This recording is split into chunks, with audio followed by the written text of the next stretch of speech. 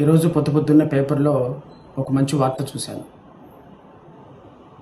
Andhra Pradesh లోకాయుక్తగా high court మాజీ న్యాయమూర్తి justice మల్లికార్జునుని Andhra Pradesh రాష్ట్ర ప్రభుత్వం ఎంపిక చేసింది.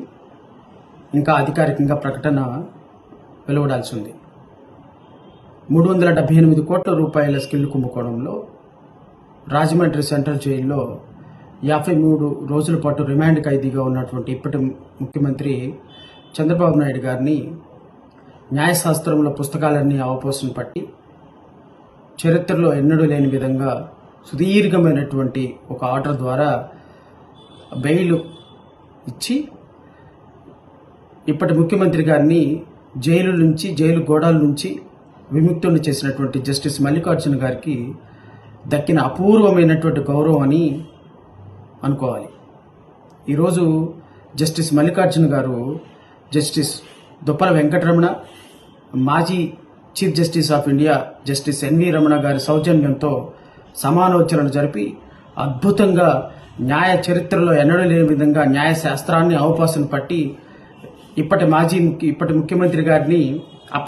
ముఖ్యమంత్రి గారిని జైలు గోడల నుంచి జైలు జీవితం నుంచి విముక్తిని చేసినందుకు ఆయనకిచ్చిన ఆంధ్రప్రదేశ్ రాష్ట్ర ప్రభుత్వం ఇచ్చినటువంటి నజరానాగా మనందరం భావించాల్సి ఉంటుందని అయితే అనుకుంటున్నా. ఏదేమైనప్పటికీ ఒక బెయిల్ ద్వారా ఇప్పటి ముఖ్యమంత్రి గారిని జైలు నుంచి విముక్తి చేసినటువంటి వ్యక్తికి దక్కిన అపూర్వ గౌరవంగా నేను భావిస్తున్నా. ఈ పోస్ట్ మీద నా ఒపీనియన్ అయితే జస్టిస్ ఏమో అనిపిస్తుంది. ఆంధ్రప్రదేశ్ రాష్ట్రంలో న్యాయానికే న్యాయం కావాల్సిన పరిస్థితి ఉందా? ఒకసారి ఆలోచించమని కోరుతున్నా. ఈ రాష్ట్రంలో, ఈ దేశంలో న్యాయాన్ని 4 పాదాల నడిపించే జస్టిస్ మల్లికార్జున లాంటి జడ్జెస్ ఉన్నంత వరకు ఖచ్చితంగా రిటైర్మెంట్ పోస్టుల కోసం జడ్జిమెంట్లు ఇస్తున్నారేమోనన్న భావన సామాన్యుల్లో కలిగింది అంటే ఇక ఎవరు ముఖ్యమంత్రుల మీద కేసులు వేస్తారు? ఏ హోప్ తోటి మంత్రుల మీద కేసులు వేస్తారు? ఏ నమ్మకంతో ఐఏఎస్ల మీద, ఐపీఎస్ల మీద కంటెంప్ట్ ఆఫ్ ది కోర్టులు ఫైల్ చేస్తారు? ఒకసారి రాష్ట్ర ప్రజలు, మేధావులు, న్యాయవాదులు, సమాజ స్వరూపం బాగుండాలనుకునే వారందరూ కూడా ఆలోచించమని కోరుతున్నా. న్యాయం కోసం సామాన్యుడు కోర్టు మెట్లెక్కేది అవతల పక్క వ్యక్తి ఎంత గొప్పవాడైనా తమకు న్యాయం జరుగుతుంది అని.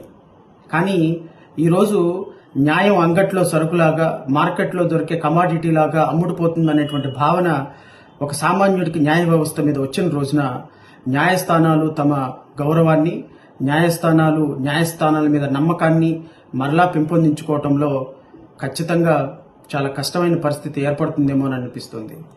న్యాయమూర్తులు రిటైర్మెంట్ పోస్టుల కోసం ముఖ్యమంత్రులకి బెయిల్స్ ఇవ్వటం, ముఖ్యమంత్రుల మీద కేసులు కొట్టేయటం, కొంతమంది సుప్రీంకోర్టుకి ఎలివేషన్కి వెళ్ళాలి అనేటువంటి ఉద్దేశంతో కేసులు కొట్టేస్తుంటాం. ఇవన్నీ కూడా ఖచ్చితంగా న్యాయ వ్యవస్థలో ఒక దుర్మార్గపు ఒక వ్యవస్థని సామాన్యుల్లో క్రియేట్ చేస్తున్నాయి.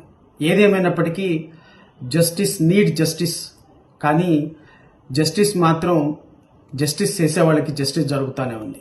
ఏదేమైనప్పటికీ మరి 53 రోజుల పాటు సుదీర్ఘమైనటువంటి రాజమండ్రి సెంట్రల్ జైల్లో ఉన్నటువంటి మాజీ ముఖ్యమంత్రి గారిని రిలీజ్ చేసి ఇప్పటి ముఖ్యమంత్రిని చేసినటువంటి జస్టిస్ మల్లికార్జున గారికి దక్కిన ఈ అరుదైనటువంటి గౌరవం ఖచ్చితంగా అందరం కూడా అభినందించి తీరాల్సిందే. ఇది ఒక అద్భుతమైనటువంటి కార్యంగా అభివర్ణించాల్సిందే. భవిష్యత్తులో కూడా మరి ప్రభుత్వంలో రిటైర్మెంట్ పోస్టుల కోసం ఇలాంటి జడ్జిమెంట్లు వస్తే మాత్రం ఏ సామాన్యుడు బాధపడకండి. ఎందుకంటే ఆంధ్రప్రదేశ్ రాష్ట్రంలో ఈరోజు పొద్దున్నే పేపర్లో ఒక మంచి వార్త చూశాను. ఆంధ్రప్రదేశ్ లోకాయుక్తగా హైకోర్టు మాజీ న్యాయమూర్తి జస్టిస్ మల్లికార్జునుని ఆంధ్రప్రదేశ్ రాష్ట్ర ప్రభుత్వం ఎంపిక చేసింది. ఇంకా అధికారికంగా ప్రకటన వెలువడాల్సి ఉంది.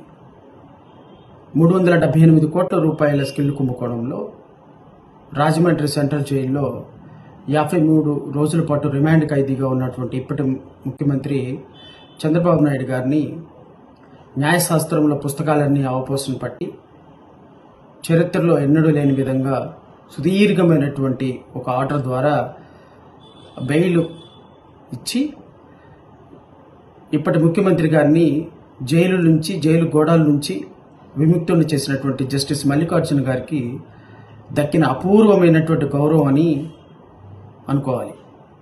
ఈరోజు జస్టిస్ మల్లికార్జున గారు జస్టిస్ దుప్పల వెంకటరమణ, మాజీ chief justice of India justice NV Ramana గారి సౌజన్యంతో సమాలోచనలు జరిపి అద్భుతంగా న్యాయ చరిత్రలో ఎన్నడూ లేని విధంగా న్యాయ శాస్త్రాన్ని అవపాసన పట్టి అప్పటి మాజీ